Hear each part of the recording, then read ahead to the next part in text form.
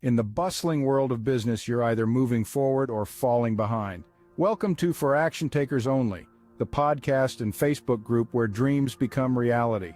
We're here to fuel your ambition, sharpen your skills, and inspire your entrepreneurial spirit. Dive into the sea of opportunities with our insightful discussions.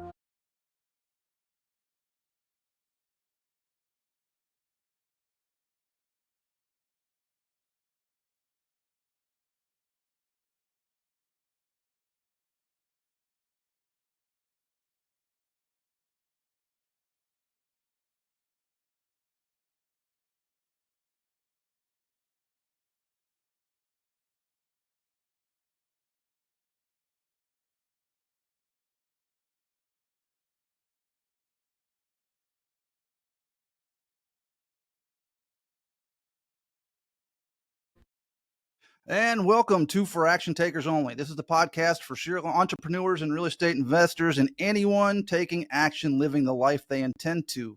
My name is Todd Kirchhoff, and I'm your host. I started this podcast as a homework assignment from Pace Morby in the Sub-2 community, and it has grown into something that I'm using to network with others and to hear their stories. Today, I got on Nathan Payne from Painless Flipping and Investor Thrive. He's the owner of Investor Thrive. He was living in the United States and now as a Canadian. So I'm going to bring him on in here. We're going to hear his story today. Well, hey, man, thanks for having me. That was an awesome intro. Appreciate it. Thank you, sir. How you doing, man? Man, I'm feeling pretty good. This morning, I just got back from a boxing class. I live out in the country, so I had to fill up a bunch of jugs of water because I have well water now. I live out in the country. It's not just the water of the city. So I'm drinking, like, the potable water that we drink is, those jugs. I always was wondering why people had those, but now I get it. That's why they got those big old jugs of water. Huh? Yeah, now I get it. Oh, wow. So you took a big move out in the country. Yeah, busy morning. Big move out in the country. So you just moved to Canada how long ago? It's about 2 months ago now. Yeah. 2 months ago. And how are you adjusting? Dude, I would say I'm feeling adjusting well. I like it here. I visited here. My wife is from here. That's why we moved here. And over the last 7 years of being married, we would come up like 2 to 3 times a week. 2 to 3 times a year. So I'm very familiar with the area. Yeah. Okay. So let me ask you this: how has it changed your business? So this is going to be a quick question. How has it changed your doing business up there in Canada besides doing it local? 0%. Zero. Hasn't changed my business at all because I've always done virtual. Even in Utah, where if I had a seller who wanted to meet and I live like 10, 15, 20 minutes away from them, I'd say, hey, we can meet, but we can take care of a lot of this over the phone or on Zoom. And not that, I don't want to meet you, but, just to save your time and my time, we can just hash it out right here. And they were all okay with that. So even if it was in my own local market or another place, I would always do it over the phone. Okay, so you started right off the bat doing virtual. Yeah, well, not in the very beginning, right? In the very beginning, I did face-to-face, but then within about a year or two in, I would say 2 years in, I just started doing everything without going to see the sellers or meeting in person, and it just worked out well. Now, that doesn't mean I haven't ever gone in person, but it's just the flow, the sales process, I'm just used to not having to go meet the seller. So my business here, since moving here, hasn't changed at all. Okay. So let me ask you, how long have you been doing this now? It's been about 6 years now. Yeah. I got married in 2017, and then I started doing this in 2018. 6 years. Okay. What do you remember your first moment you got interested in doing real estate and decided I'm gonna go be a wholesaler? I didn't really even know what wholesaling was when I got into real estate. I just wanted to get into real estate. My buddy, his dad was doing wholesaling in Missouri, and me and him, we got together and we said, hey, we want to get into real estate. What should we do? And we're like, well, we don't have any money to get started. So wholesaling seems to be the thing to do. And I didn't know what that was, but basically we were like, okay, we have to find a seller. We have to find someone that wants to sell at a discount and then assign it to someone for a higher price. That's all we really knew. We didn't really even know that wholesaling was a big thing. It was just like that strategy we knew about, but I didn't really know much about it other than, okay, we got to find a property. Let's get right in. Let's take action. Kind of like the title of your podcast. We just took action. Badass. So, in taking that action, what was it like? Can you tell us your first deal? Can you tell us your first talking to somebody? Were you cold calling or what when you first started? Brother, I was nervous. I had come from a sales background. Yeah, I would come from a sales background of knocking door to door, but I was still super nervous because I didn't know what to say. I didn't know how they would react. And I got my first start cold calling. Hey, do you want to sell your house on 123 Main Street? No. Do you want to sell your house on 123 Main Street? No. So just kept doing that. And that's what we were doing. We were cold calling. We started with FSBOs, and then later we started doing like expired listings and just trying different lists. And we were just cold calling like crazy. So my experience was like, I was nervous, even though I had a lot of experience at taking no's and a lot of sales experience. But I thought I was I was getting down on myself all the time because I was like, man, I'm talking to all these people and I can't get them to want to sell for cash. And I had the mindset that I could convince people to sell their houses because of the offer of speed, fast, cash, convenience. I was like, man, why aren't more people taking this? And then as later I got on, I understood, oh, we're searching for a specific client, a specific avatar. We can't work with everyone. But in the beginning, I didn't know that. So I was feeling pretty down in the beginning. So how long did it take you to get your first deal? Would you say It's once you about, got started? I would say 3 months from getting serious, but 5 months from just starting to dabble, like, getting started a little bit. But once we started getting the cold call dialer going, that's when it took 3 months. And that's the auto dialer. And that's why I think we got serious.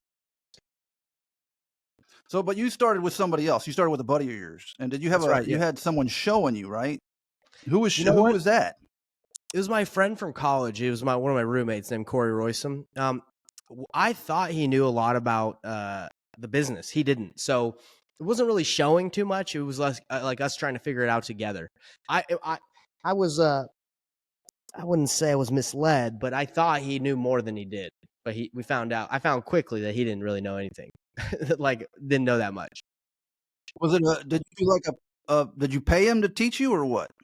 No, we just started the business 50-50. We're like, hey, let's just go in 50-50. We'll work full time and we'll see. Luckily from doing door to door for like 6-7 years, I had saved up quite a bit of money. So starting this business was not really a risk for me. I had money. My wife worked and his wife worked and he had money. So it's not like, oh man, we quit and we were going all in, burned all our ships. It was, we had time and we knew that if we put in the effort, it would work, but it wasn't very risky in my mind. Right. So, can you tell us the story of your first deal? You remember it? Oh, I remember it very well. So it was me and Corey were cold calling. We were cold calling hard, right? And he was like, hey man, he just turned to me because we were in cubicles at that time. We had been working at like a real estate broker's office. He let us work in his office and make calls. And he turned to me, he's like, hey, I think I got somebody that's interested. We got an appointment to go see him at like 2:00. And I was like, oh, for real? Wow. We got one. I didn't have anybody at that point, but he's like, I got somebody. So we went and knocked on his door. His name was Donald. He was from Croatia, and we got him from the expired listings list. He had listed his house for about 200,000. Nobody wanted it. The pictures were terrible. So basically the listing just expired, and the guy was in pre-foreclosure, right? So he was just going to lose it. He was like, whatever, guys. I tried to list it, didn't make it, so I'm just not going to make my payments and just live here rent just free until they kick me out. And then I'm going back to Croatia. And we're like, come on, man. Like, you don't have to just let this thing go. We can still buy it cash and, help you out. So it was that situation where he was like, oh, for real? Okay. And he was kind of depressed at that point. Like, he was always sleeping during the day. He wouldn't and this took several, touches to get him to sign with us, because we eventually just started going knocking on his door throughout the day, during the week, just to check in and be like, hey man, are you ready to go? And he'd be like, I'm still thinking about it, guys. And he'd be sleeping. He wouldn't answer his phone. So we would just show up at his house and be like, Donald, are you there? Knocking on the door. He'd open. He'd be half asleep. And we'd be like, all right, Donald, come on, man. Like, let's get this done. We want to make sure we can help you out. You don't have to lose this thing. And eventually he was like, all right, guys, fine. Let's do it. So it was a weird situation because that's not really how I do business now. But we were basically just like missionaries or friends just showing up and being like, come on, man, let's go. And he was like, all right, fine. And that's how it got done. That's interesting because my first one was kind of along the same lines, but it was a guy strung out on meth. So dealt with those. Very interesting. Dealt with those, huh? Yeah, yes, sir. Yeah. So, hey, you got any deals that really stick out as like, wow, this was a doozy. Surprised You we know, got through this one. I would say this one was a doozy because what we had done is we had locked it up at 185, right? So he listed it for 200,000, didn't move at 200,000, and he was like, "Well, if you can give me 185, that's like minus commissions. Like, I'll go with you." And we were like, 185 makes sense. Like, we think we again, we didn't really know. We just thought it was lower than the ARV was like 250, 260, and the house was tiny, right? So we were like, "All right, 185." Mm-hmm. So what we did is this was a doozy. The broker that we were working with, a real estate agent, he wanted to get into wholesaling, but he didn't know much about it either. So we told him we got this house under contract. He's like, "All right, let me send this to every agent in the state of Utah. I have a list of every agent." So he just sends this house out to literally every real estate agent in the state of Utah to sell this house. And all these agents start calling and they're like, "Yeah, when can we bring our buyer through?" And I didn't know what I was like, "Man, no, we're looking for cash buyers." And they're like, "Yeah, we don't know what you're talking about. Well, when can we show this house?" So they started bringing all these families through, and they just had no idea what was going on. They thought it was a traditional listing. And it was just a big mess because no one knew what was going on. And we were scared to have like the showings with Donald there because we were told like we're buying it, right? So we were bringing buyers through. So we'd be like, "Hey, Donald, you need to leave the house like for our showing. Can you take your dogs to the dog park?" And he'd be like, "Okay, fine." So he'd go to the dog park and we'd show the house to a bunch of realtors that had like families. And he'd call and he'd be like, "Can I come home yet, guys? I'm tired of being at the dog park." We'd be like, yeah. Eventually, we'd be like, "Yeah, all right, come back." So it was just like a very sketcy process. Like we were nervous that he'd talk to the buyers. Eventually, we got called into the board of realtors in Utah. They called us like the board of realtors are like the people in charge of the real estate association. And they're like, "Hey, what are you guys doing? Like, you can't do what you're doing. You can't market properties you don't own." And this was like 6 years ago before like they started outlawing, like trying to pass laws. They were like, "You can't do this." And I was like, "I don't know what you're talking about. Like, I thought you could do this. And I don't know like why this is a problem." And the guy, like the board of realtors guy, had like a tape recorder on the table. And he's like, "I'm going to record this just for evidence." And me and Corey, this is our first deal. We're like, I don't know what we did wrong or what's going on. But so anyway, so we leave. They just give us a warning. And eventually I find a guy on Facebook that's willing to pay. Guess what he's willing to pay? 185. I got it at 185. So we go back to Donald and we're like, "Hey, Donald, we got our numbers wrong, man. I'm sorry. Like, we can't pay 185. We're actually going to give it to somebody else that can pay 185. So if we get it at 185, we're not going to make any money. So we want to make something. Can we do it like 180? He's like, "Yeah, that's fine." So we made 5K on our first deal. It was just a complete mess, dude. So that does stick out. All that stuff does stick out. Right, but that's a hell of a first deal. That is a hell of a first deal. A lot of learning. So once you got started, and where did you really start finding the information you needed to learn to do this? Man, I did not know anything about YouTube. I didn't think YouTube had information like for like that you can learn from. We just were going after it, and we were talking to the broker, and the broker was like, "Hey, we can flyer some people's doors." So we started flyering and like leaving yellow notes on people's doors. We were just calling. Eventually, we got a coach, Alex Jungblood, if you know who that is. Alex Jungblood, he owns, I think he's the Facebook group leader of like wholesaling houses full time. So he had a 5K program, and I was like, "Dude, we got to figure this out. Let's do this." So we paid for his program, and he told us his thing was like send out mailers. So he's like, mail the unknown equity list. So we mailed the unknown equity list. We got a deal from it. It was a guy on meth. It was like a super juicy deal. Super juicy deal, but we just didn't know. So we didn't know a lot of buyers. So we ended up wholesaling it to the broker because he's like, "I'll buy it, I'll flip it." And he paid us $32K. And me, of course, with that, which is great, right? At the time, it was good. But the house, we got it like at 215, wholesaled it to him for like 32. So is that like 240 something, 247? And then he ended up flipping it for over $500,000. So he just freaking crushed it. Yeah. So my first deal, same thing happened. I flipped in I call for a buddy of mine. He ends up buying my first deal. I'll buy it. I'm going to do it as a fix and flip. Well, he buys it from me. then decides he's not going to fix and flip it. He's going to list it directly on the MLS. And he ended up making, he didn't make $1 million, but he ended up, I made 17.5 on my first deal. He made 67.5 on my first deal. Hey man, welcome to the game. You know, we earn our stripes, but yeah, we just didn't know. I didn't know. So that was another deal that we did from Youngbloods. And then we spent another 10K on mailers because we're like, oh, we got a deal. Let's spend another 10K. Spent it, didn't get a deal. Spent more money, didn't get a deal. Like we just lucked into that guy, to be real. And then the rest, like we just weren't capable of like getting deals done, like in negotiating with sellers. Like we were getting the low hanging fruit, and it took time to learn how to do a sales process. But anyway, that's like how we continue to do deals: knocking, calling, flyers. What else? You know, we did the mail for a little bit, then stopped. It was getting too expensive.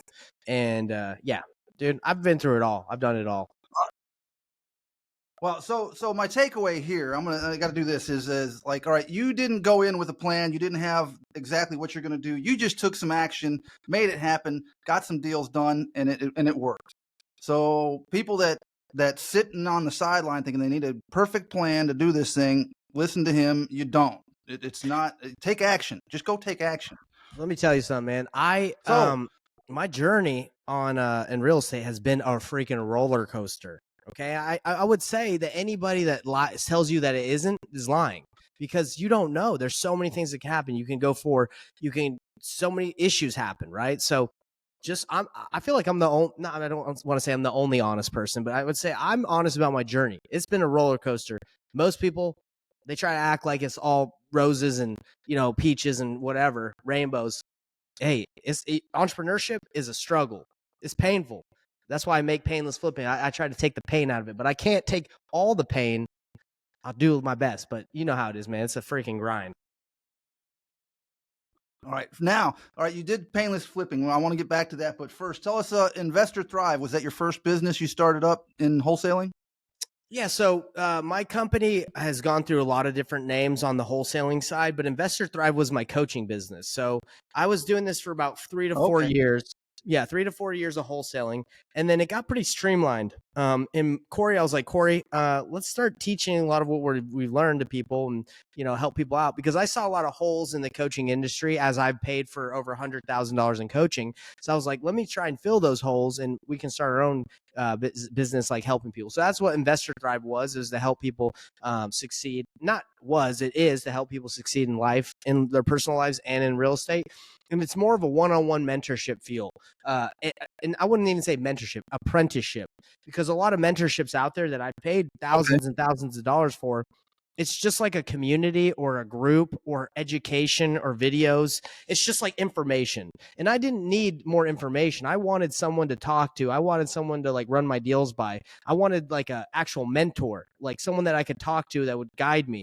And that doesn't really exist, because when you start paying for a lot of money for these guys, like they hand you off to someone else, or you never talk to them because they're super busy. They're doing big things. So that's what I wanted to do, is like, let's do an apprenticeship. Let's actually walk people through doing deals, and let's do deals with them. So that's Investor Thrive. Yeah. And so what's painless flipping then? So Investor Thrive, I was thinking that was your mentorship, and then yeah, it's a little confusing. I know, brother. So Investor Thrive was the coaching business. And then I was just telling people, hey man, it's painless what I do, and using that. And everyone was like, oh, I like that. And it just was a more catchy name. It's the same business. It's just a different branding behind it. Like I would say painless flipping is more of how I do the deals. Investor Thrive, you could say that's like the umbrella company of like the coaching, but painless flipping is like the strategy, the apprenticeship, like how we try to go about doing deals, how we leverage cash buyers, how we leverage wholesalers to do deals, our sales process, like the way we go about doing business is, I would say, painless flipping, because we understand at painless flipping, like you don't know a lot. Like even like for 6-7 years of doing this, like I could get a deal and I could not know, right? So how do I know like what it's worth, who will buy it? Well, you have to take it through a specific process to ask cash buyers in the area, start networking with people, instead of just making low offers and just crossing your fingers and hoping you get a deal. Right. That's kind of what I do sometimes. I'm still fairly new. I've only been in it about a year and struggling with it. But I appreciate you being honest and very straightforward with that. This isn't easy. It's not Mm. easy. And you talked about how you had a lot of doubt and struggles with it. And I'm going through the same thing. I feel like I'm following your path right now. Yeah, When yeah, you're brother. talking, you're like, man, I'm doing that right now. And it's Yeah. like, oh wow.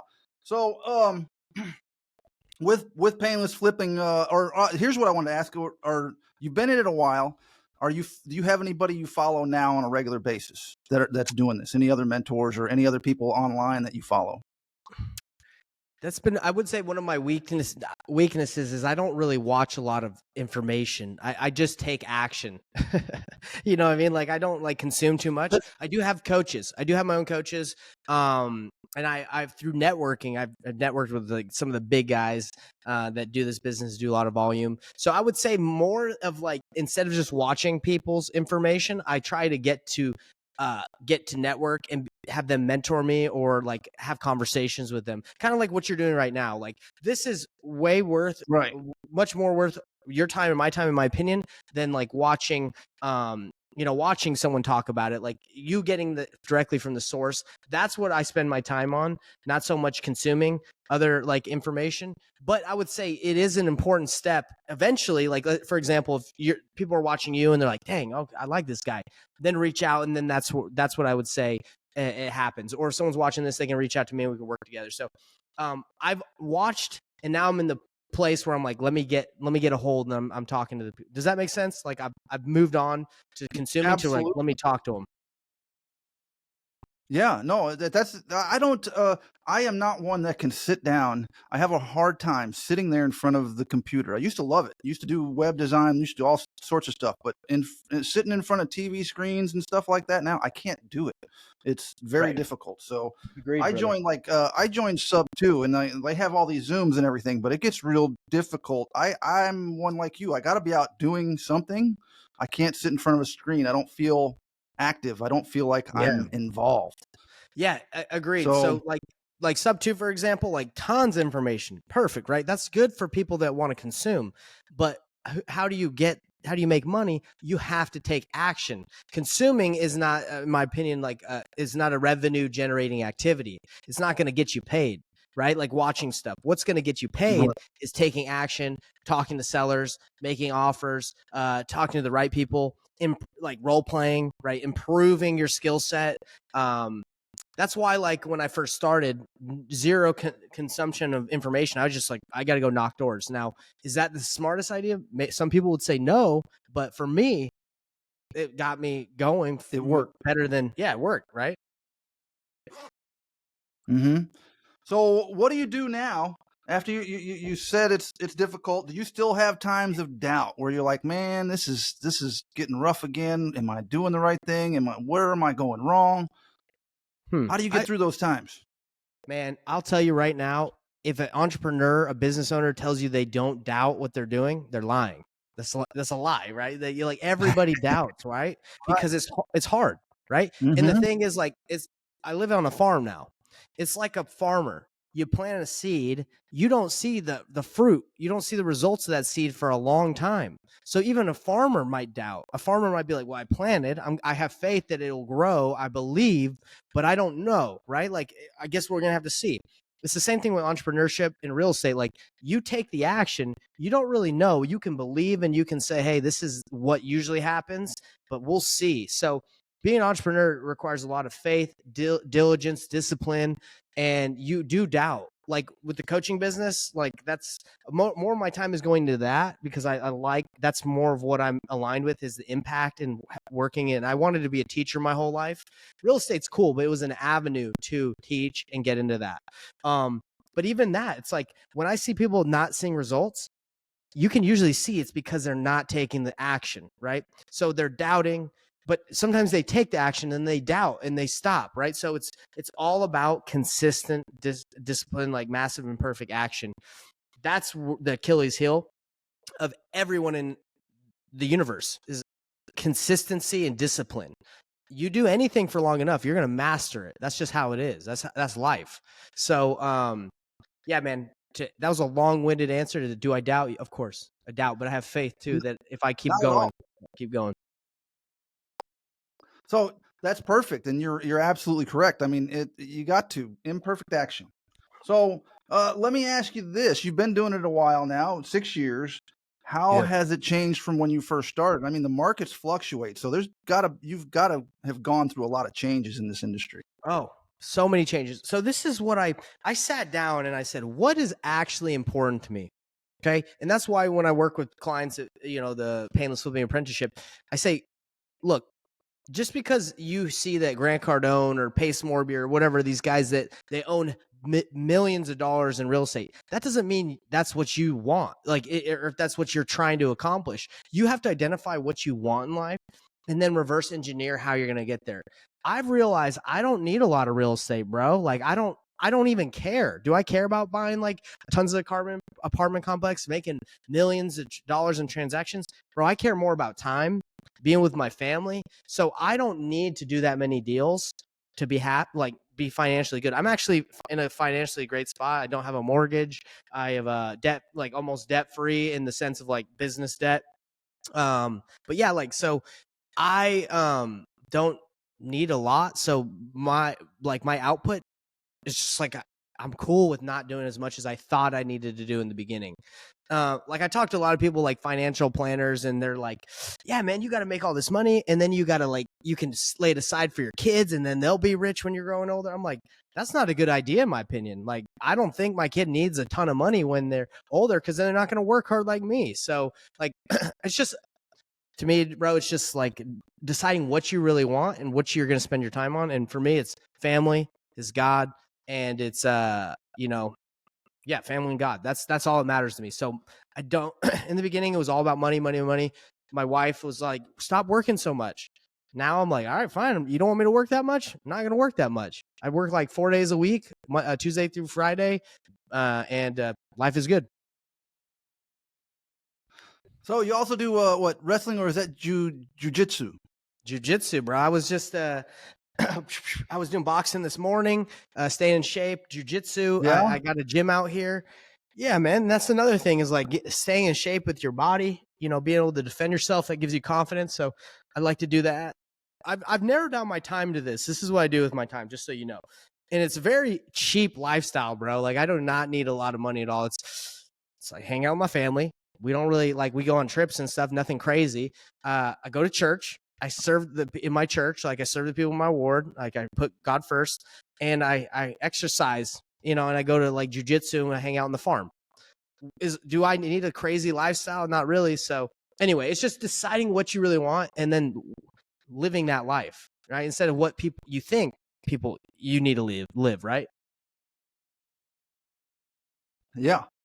Exactly, and that's, I mean, you have all the main things you need right there. To keep you on track, you have your family, which is always, people that have their family and are tight with their family, they tend to do a whole lot better in business. I've noticed that. Then you have your church, you have exercise to keep your mind right and everything like that. I mean, you're just, it kind of all just falls in place, and it seems like it's a natural thing for you, which is badass. And I read a lot. It's like too other now. people have to. They do you? All right, name some books you would suggest. Brother, man, I read nonstop now because Tom Kroll, you probably know Tom Kroll for Wholesaling Inc. Like, he's one of my mentors, and he's like, you got to read. And it took me the longest time to finally take him serious. And I've been hearing that my whole life: read, read, read, read. And I would watch Netflix. I do everything but read. Now it's like, dude, I can't get enough of books. I have an app that tracks like how many. It's called Bookly. It tracks like what books you're reading, how many hours a day you're reading. Let me give you some of the books that I've been reading right now.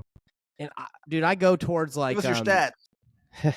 You want the stats, man? This year I've read. Yeah, let's get your stats. Okay. So this year I've read 6,132 pages, 514 hours of reading. I have read 18 books so far this year.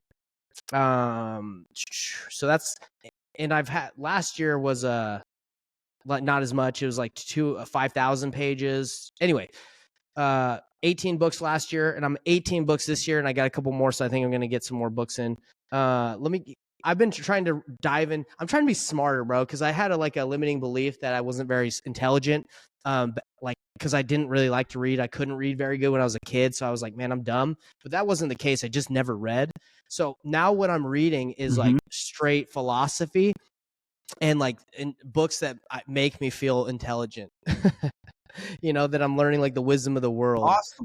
Like Socrates. We got a lot of Fyodor Dostoevsky, like a writer from Russia, Ralph Waldo Emerson, a lot of books from Franklin Covey, like these guys that did a lot of the 7 Habits, reading a lot of the Bible, Book of Mormon, the scriptures, just try to take like the greatest literature, a lot of Charles Dickens, a lot of the literature that's said to be the best novels of the world. And I'm trying to just read all of them. And anyway, so that's what I do, man. I'm trying to be smart. That's awesome.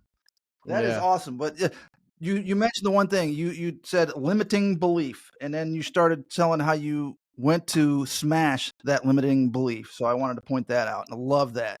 I have a lot of limiting beliefs right now. I didn't believe that they were limiting or stuff like that. So I'm having to learn a lot of changing of thought processes and behaviors.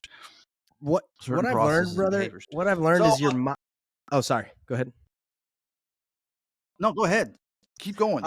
I was just going to say thought, right? Like I've learned that what you think about is like, I know Think and Grow Rich, like a lot of people talk about this concept of like what you think about, like if it happens, like this is a 1,000,000,000% true. That's why prayer, I'm a spiritual guy, right? So I love God. Prayer works because what are you doing when you pray? You are thinking about what you want. You believe it, you desire it, you have faith. And that's whether you believe in God or not. Prayer is essentially just thinking about what you want, and it builds. So what did I want? Like over the last couple of years, I wanted to live on a farm. I wanted to have a grove of trees where I could go out and meditate.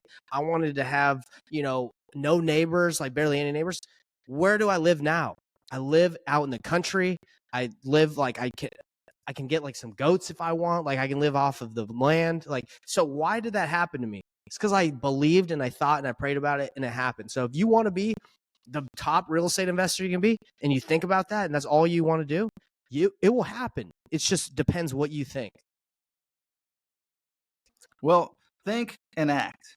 So they got to go hand in hand. If you're thinking it and acting in the same way, if you can be thinking one thing and acting a different way, and they're never going to connect up. Usually your thoughts become or the outward expression. Like it's gonna, if you think about something, it will normally happen. That's why you got to be careful with negative thoughts, because if you're always thinking of negative things, negative about people, like it's going to like manifest itself in actions, right? So it's so true. You have to control your thoughts. You have to. I used to never believe that. I used to I didn't believe it. I didn't think, you hear people say, "Oh, life is what you make it, and what you think is what you get," and the negative breeds more negative. And I was like, that's all just hooky bullshit. And learning after becoming, getting involved with real estate and stuff like that is, well, mindset is very important. I didn't think mindset was important. I thought you just got over it, and you do, but there are steps to take. So that's awesome. So what are some lessons that you've been learning here lately that you wish you knew when you started out? Focus.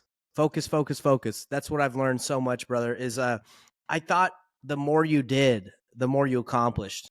Like the more that happens. But to do 2 things at once, this is a quote, to do 2 things at once is to do neither. To chase 2 rabbits at once, you won't catch either, right? So that's it. Like you want to be the best at something, you focus. So like for jujitsu, for example, I want to be good at jujitsu. If I start cycling, if I start doing a marathon, if I start lifting, if I start doing all these activities, jujitsu will suffer, right? Because I'm not focused on that. Even boxing, like I box like once a week, but if I really wanted to be the best at jujitsu, that's all I should do if I want to be the best. It's the same thing with real estate investing or coaching. You want to be the best coach, right? Teach people, show people, work with people. That's what you focus on. I struggled with that, man. When I first started, I was like, we can make some money starting a lawn care business, or we can make some money trashing out like flips for people, and we got this and this and this and this, and we can make money doing it, but everything else, they all suffer if you're doing so many. So when I coach people, when I work with people with painless flipping, they're like, hey, Nate, I got a deal over here. I got a 50 unit apartment complex. I got a single family rental. I got land. They're throwing all this crap at me. And I'm like, whoa, whoa, whoa, whoa.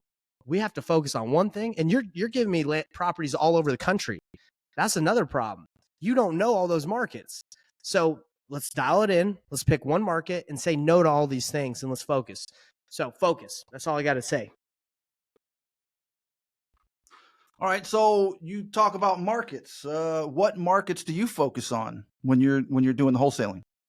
So I personally focus on Utah, right? Utah is the market that I like to go for, but because of how I help my clients, we do deals all over because they bring opportunities.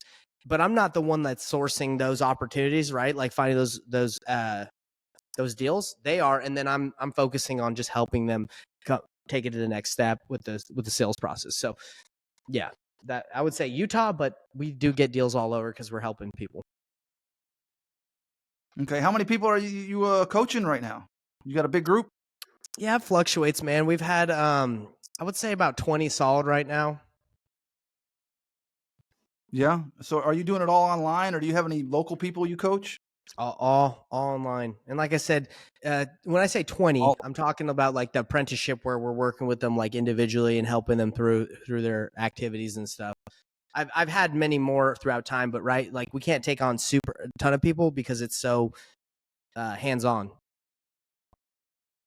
Right. Now, when you first started in Utah, did they have any, or did you ever go to any kind of meetups or any kind of other events for real estate that were going on to find out, new stuff? Of course. Yeah. I would go to some of the all-in activities. They had like these 2-day events in Arizona. I'd go to those. I was part of a mastermind. I would go to some RIAs.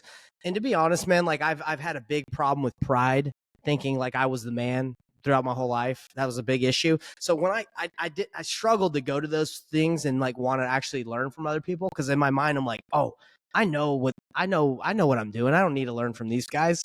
So I haven't really gone to a ton of those meetings because I'm just like, I think I don't need to learn from those guys. You know what I'm saying? So that's been a problem of mine that I've got. I don't even know why I'm telling you this, but that's that. When you say meetups, I've avoided a lot of them. Just that's a problem, right? And I would say for anybody that feels the way that I felt, is like you can learn from anyone, even from someone that's brand new that doesn't know much. You can learn from them. So just change the mindset of like you're above, because you can learn from anyone, whether they're 100 steps ahead or 100 steps back, because everybody is different. And there's a quote that I like. It says, every moment that you meet someone is a moment of learning or revelation, a sacred experience to love. So like anyone you meet is a moment to learn and receive revelation to love them. So anyway, that's a long answer to your question, but yes, I've gone to some meetups. Cool. So I saw that you had interviewed Pace Morby. When did you do that? Man, that was about 4 months ago, 3 or 4 months ago now. Yeah. Oh, really? That was only about that long ago. I thought it was a little bit older. I didn't know how long. So do you have a podcast too? I do have a podcast. We should get you on there, bro. All right. Well, what's the name of it? Tell us about it. It's called the Painless Flipping Podcast. Basically, it breaks down like, success stories. It breaks down stories that I've had in my journey. We interview successful entrepreneurs in real estate and sometimes outside. And we also like do a lot of our call recordings where we talk to sellers live. We put them on there. So yeah, it's just a good place to go and get information if you want to get into the space of flipping. In wholesaling, and real estate. Cool, and you can find it through painlessflipping.com. It's on YouTube, right? Yeah. So YouTube, you got it on Spotify also? I got it on every platform. If you type in painless flipping, you're going to find my YouTube. You're going to find my pretty much everything. Yeah, I go on everything. But if you really want to get to It work will. with me or learn more about me, painlessflipping.com is great because you can book a call. Or we have a free Facebook group called Painless Flipping free Facebook group, and you can go in there. We give away a free course on how to flip properties and how to wholesale, and that's where you're going to find me. And a lot of people are interacting is that in that free community. Okay, and I'll have that, and I'll put that in the link in the description so we can find it. People can find it. He is a great source. I watch his content. I love his stuff, and he's been an inspiration and one I've followed. When I first started getting into this, I followed Pace. I followed some others. I thought Pace was full of shit. You were one I could more relate to, but Pace was too smooth. Pace was too smooth. I thought, man, that guy is just full of shit. He is just selling a course, and that's it. And brother. come to find out, I was way wrong. Yeah, Pace knows a lot, man. Right. And I like Pace. I like Pace himself, but the community aspect of like all the people in there, like I just don't vibe with like a giant community like that. I don't. It might be the pride thing. It might be like, hey, I don't need to go in there. But I just, for me, if I'm going to pay something, and personally, I want to get to know the guy. You know what I'm saying? Like I want the mentor, I want the person, and you can't always get that. But that's the Right. relationships I want to build. It's not like, let me get a ton of info because I don't have a lot of time, and nobody has a ton of time to just consume. Like, let's get the nitty gritty. Let's build the relationships and network. So, anyway, no issue with Pace at all. It's just community based. Like they're good, but you got to be careful too because they can waste your time. Yeah. I relate more to what you're saying. Yeah, I relate to what you're saying because I'm in the community and I'm struggling with it. It's just I'm not really feeling I'm getting what I need out of it, but it's a great community. Now, if you need to go and get questions, it's great. It's great to have the resources. Now they do have these meetups all the time, so you can meet people. The networking is phenomenal. So you always meet people. I like that aspect of it, but I'm more in tune with you. Yeah. So yeah, man. Tell me, how do you you got a newbie coming at you, going to take your program. How do you start coaching them? Oh, love it, brother. So, so if I'm working with someone brand new, I say, okay, before we get into the activities that you need to do, the action, right? We need to reverse engineer your goals, like your life. What do you really want? Because a lot of the time people will get into wholesaling and they'll just get all this information. Okay, this is how you do it. And they're overwhelmed. They don't know what to do first. They feel like, yeah, I got the blueprint, but it's too much. So what I say is, look, I totally get it. We're going to start right now and just see what you really want to accomplish in life. Because a lot of the time people will not take action in wholesaling because they feel like it doesn't align with their core values or what they really believe. They think that wholesaling is what's the word? It's not correct, or they think it's not the integrity. It's a scam. So if you feel like wholesaling isn't correct or right, or you don't believe in it, then you're not going to do anything. You might believe you are, or believe it's what you need to do, but you won't take action on it. And I feel like that's most people. They feel like it's not correct or it's scammy or something's wrong with it. Even though everyone's saying it's okay, they might not feel it. So I say, okay, we need to break down what you really want, and I need to teach you and show you that this will align with what you want so you can take action. So that's the first thing we talk about is it's the mind, bro. It's like, let's set goals. Let's see what you really want. And let's identify why this is a good thing. And I'll say this because if your core values of like what you really believe in, and this is what we go over with people when I work with them, is like, if it's integrity, like love, and it's like a discipline, like if that's what you really believe in your heart, that's what you want, and you feel like wholesaling's wrong, or there's something wrong with it, you're not going to do it. You're going to be like, nah, I don't believe it. Like in your heart, that limiting belief, you'll be like, I don't feel like it's right. But I show people, I say, look, your core values are love, integrity, and charity, like you want to serve people. I say, we are helping people. This offer of a cash offer or being an investor, it doesn't work for everyone, right? We're not trying to serve everyone. We're trying to serve the person who's about to lose their home. We're trying to help the person that has a tenant in the house and they don't want to deal with it. We are able to take care of that problem. So when you realize that wholesaling serves a need, a niche in the industry, you understand, okay, I'm not just making low offers and trying to screw people over. That's not what we do at all. We serve and we solve problems, and offer we make solves the problem.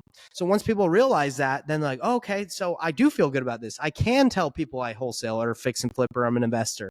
But unless we can get that out of the way and set their goals, they're not going to do anything. So to answer your question, we hit that first. We hit the goals and the mindset first. Awesome. And I gotta repeat that. We serve and we solve problems. Wholesaling isn't scammy. It's a solution to a few. And you've pointed out to those in need that need to get rid of their house. They're going to lose their house anyway, probably, or they're going to have in financial despair. They need help. And that's what we're there doing. We're not trying to take advantage of that. We're there to help, and we tend to help in those situations. So it's not you're right. It's not a scammy thing, and those that look at it do it stops you in their tracks. It's like, well, I don't think I should be doing this because it's no good. I'm just taking advantage. And I kind of had that when I first started. Well, this feels like you're taking advantage, and it's like, well, no, I'm not. I'm helping them out of a bad situation. Yeah, and you would feel so like let me that. Ask you, do you only do? Go ahead. Do you only do cash wholesaling, or do you have other means of wholesaling? Oh, so no, I do not just wholesale or just do cash. It's part of the process. So my goal is to identify what the seller wants, period. A win-win scenario, right? When you do sales and when you dive into like teachings, like you want to create a win-win situation. You want to help the person get what they want. And cash offer is not always going to help them get what they want. Sometimes a creative offer, sometimes listing it for them, sometimes a novation, sometimes a burr. So when we wholesale, like when we go and talk to a seller first, we're going to see if they need if a cash offer is going to solve their problem, like a quick close. If they're like, oh, you know what? I do need to sell, but I don't need it that fast. Okay, so we don't need to focus on cash at that point. If you don't need to sell that fast, we have some other options. So it really just depends what they need, and then we give them the solution that would the thing that would solve their problem, which can come into novation, creative, a burr. You buy it, you fix it up. There's so many different ways. So to answer your question, I don't just wholesale. I think wholesaling, if that's all you do, you're in trouble.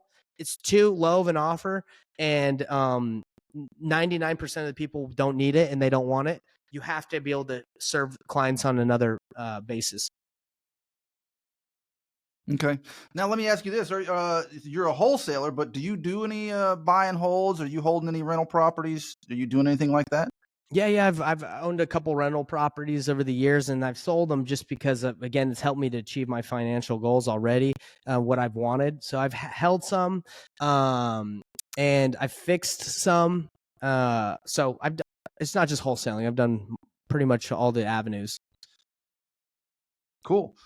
So let me, where do you see the market going? Where a lot of people are saying foreclosures are going to start popping off again. Do you think the wholesaling is going to really pick up in the next couple years? To be honest, I think wholesaling, no matter if the market goes up or down, like it always will have its place because people are always in situations that require a quick close. I think if interest rates obviously go lower, the prices will continue to go up. And if it just stays the same, it's just going to stay the same. I don't know what will happen, but I think if you're dialed in on who you serve, you're always going to be able to do deals and find business. Cool. So what are your goals for the next 5 years? Where do you see yourself 5 years from now? I'm trying to crack more into the space of serving others and like helping people with my program of like coaching and venture more, not just into teaching people how to, fix and flip and wholesale, but like teach people how to set goals, like more of a life coach. I've always been more interested in like helping people identify their limiting beliefs, set goals, take action, build the life of their dreams through specific like a routine and strategy. And I just inserted real estate into that strategy, but yeah, that's more of where I want to go in the next 5 years. Is I'm a believer in Jesus Christ, so I don't want to call it Christ-centered coaching, but I would say something around the fact that like I can help people like center their lives around, I would say perfection, center their lives around what they want. And then go forward and insert whatever business, whatever they want. But if they can center their lives on like the right principles and the right, the right principles in life, like loving, serving, caring about others, you'll be successful in anything you do. So that's what I want to do within the next 5 years. All right. So, you got any good advice for the newbie, for one just starting out? Yes, Again, this you is my said advice. focus. You gave a lot of good advice. Yeah, I'd say the thing that I would suggest is like, don't get bogged down with the information. Information is good, but you're going to learn way more from action, because action creates wisdom. You want to be wise, you got to take action. Just like the name of your podcast, For Action Takers Only, like you could sit and be an analysis paralysis for 5 years and not get anything done. It's not going to help you. More information is actually going to be detrimental to your success, because you're just going to be more and more confused as you go unless you take action. So like this is what they call the age of wisdom. You know, it was the industrial age of like the revolutionary time where like you could build stuff. Now it's the age of wisdom, where it's like we have all this knowledge and all this information, but the problem is now it's how do you use it? Well, you got to take action. Do that. That would be my my thought for the people is like, stop consuming so much and take action, and you're going to learn as you go. Okay, cool. And how would you push people into action on your thing? You're not just going to throw a bunch of information at them. What you give them things to go do? Hey, you need to go do this right now. Yeah, so I give everyone bite-sized chunks. So my apprenticeship, you get 9 steps, 9 guides that get you to where you need to go. So you don't get them all at once. You get them in bite-sized chunks. So you basically do something, and then I review if you understood it. And then you do the second guide, and I see if you understood it. So it's literally like you're taking it step by step instead of trying to do it all at once. Okay. Are you doing some sales coaching in there too? Do you have any sales coaches that you follow? Just sales, not in real estate, but just sales techniques, say. I read sales books. But there is sales coaching inside of the apprenticeship, because honestly, that's pretty much what this business is. It's marketing, generating leads, and sales, and getting on the phone and being able to have good conversations. So, that we do that every Tuesday on our apprenticeship. We do role playing. We take scenarios and we have the clients, role play. We role play. We go over scenarios. Yeah. So yes, we have that. All right, so I got to ask you, doing this, you exercise, you're involved with your family, your church. How do you balance it all? They say that balance is a myth, right? Like trying to balance everything in life. For me, I've learned that like you can't really balance very well. You have to just be present in the moment with whatever you're doing. So right now, me and you, I'm here with you right now. I'm present and aware of what's going on. I'm not really thinking about all the stuff I got to do right now. So I think balance is a myth, to be honest. I think you just have to pick the specific things you want to pursue in life and be present and be in the moment. And eventually you'll say, okay, that wasn't worth my time while I was there, because there's other things I should use my time for. So don't really search for balance, in my opinion. Put your time and effort into what is the most important thing to you. And I said I've identified it's family, God, family, and friends, right? So what am I doing right now is worth my time, because I feel like you're pouring into me, I'm pouring into you, we're pouring into others. So that aligns with what I want in life. Cool. Sharing and giving back too. As I learn, I got to give back, because it does no good for me to just hold on to it. And that's it. I think it expands when you return it. That's so it. I had a question. It just went bye. You'll get it. You'll remember it. You'll get it. Yeah, I'll remember it in a minute. So, do you have any one book that really stands out, like that you read that say, hey man, this is one I'm going to suggest other people go read? Go read this one. This is definitely a life-changing book. Man, so many, brother. So many good books. And that's the one thing you'll realize is like, as you read, as much as you're reading. Yeah, there's so many good books out there. It's so crazy. I would say like religiously the Bible, like if you can read the Bible, like you're going to get a lot of good like even sales techniques out of it. Like the Bible, they say the Bible, some people say the Bible is like the best business book out there, because what is it doing? It's showing you how to like treat and love others, right? Like how to change your life and how to position yourself when you're talking to other people. If it teaches you not to And how to see have a people relationship. how to have relationships. It teaches you how to like not see people as things, or things that like will like are means to an end to help you accomplish something, but more of like they're children of God, right? They're there to not just take advantage of or use to get what you want, but they're there and they have value. So Bible's good. Scriptures are good. Let's see. I like 10x is easier than 2x. That talks about like spending your time on things that are bring greater value instead of focusing on like a ton of little things. The Slight Edge talks about action. I love the Slight Edge because basically it just says like, hey, everything in life, if you want to accomplish anything, takes massive imperfect action that's consistent. So that's been my whole philosophy, is just I'm not good at something, and it's not because I suck. It's just I haven't spent enough time doing it, right? So if you can change your mindset and read that book and just realize you're not bad at anything, you just don't spend enough time doing it to be the top 10% of it. It's like 10% or so. Yeah, it's a good one. Cool. So, do you have anybody that you're actually following at the moment? Like this guy has caught my attention. I'm going to follow him, see how he does things. Bro, Jesus, that's it. I've just been following Jesus. Who's Jesus? I'm sorry. I swear, That's like, awesome. I love that. I love that. yeah, man. Like everything I listen to, like I would say something's happened to me. Like my heart has changed, my body, like my mind has changed. Where I'm like, if I think Jesus is perfection, which I do, like if he is like the Son of God and he like, he's perfect. Who should I listen to? Right, him or maybe someone else. I'm like, well, let me focus on perfection. So that's what I spend a lot of my time The on. source. The source. Yeah, Let's go bro. to the source. That's it. Why do I need to go around to everybody else when there's the source right there? So I love that. Yeah. Jesus is my Lord and Savior too. So Yep. That's it. I appreciate you saying that. I appreciate you taking the time for doing this today. Again, it's been great. I've been trying to get him on for a little while here. We missed one time, but thank you for very much for taking this time. And I want to go through and say, okay, so tell everybody where to find you. Tell them about your podcast again. Let's just go recap, and then we're gonna start looking at shutting it down. I know you got to get back to the rest of your day, and I got some stuff I got to get done too. So.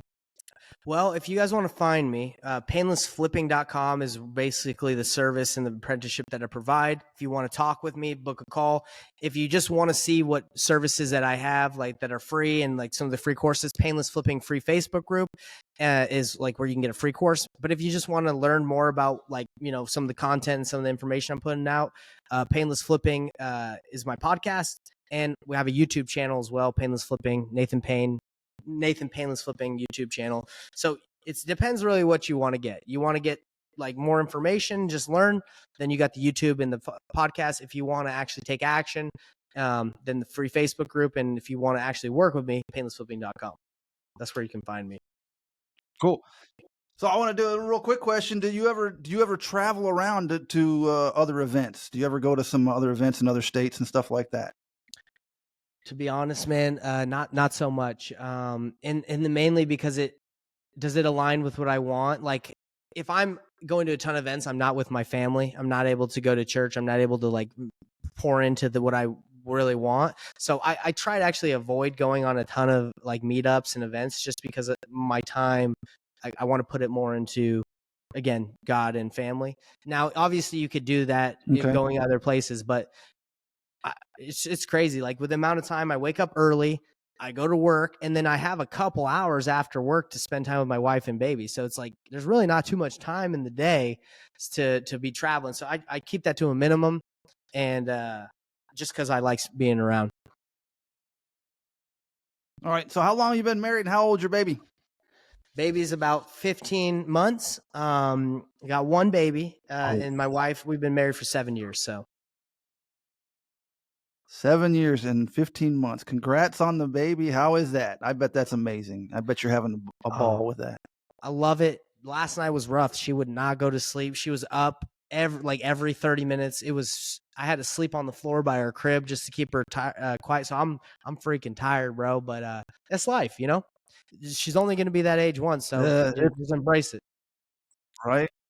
Yeah, Yeah. you'll look back. I'm looking back now. I have all these times now. I'll come across old pictures of my son, as he's 2 and 3, and he's 11 now. He's starting to talk back, starting to do those things, and you see these old pictures. Oh man, I love those times. I loved when he Yep. was a baby. I never thought I'd be like that, but now I'm getting like that now too. So it's cool. Yes, sir. Man, Yeah, man. again, I really appreciate your time today. I appreciate you doing this. I appreciate all the content you put out. It's very inspiring. It helps. So I wanted to let you know that. I watch it. You're an inspiration and have been in my journey in this. So thank you. Thank you for doing that. And thank you for taking the time to be on the podcast. Hey man, it means a lot that you say that, right? Because in this world of this digital world, you honestly don't even know if your stuff's being watched, or you don't. That's how I feel. Like even if you see views and you see likes, like you don't really know.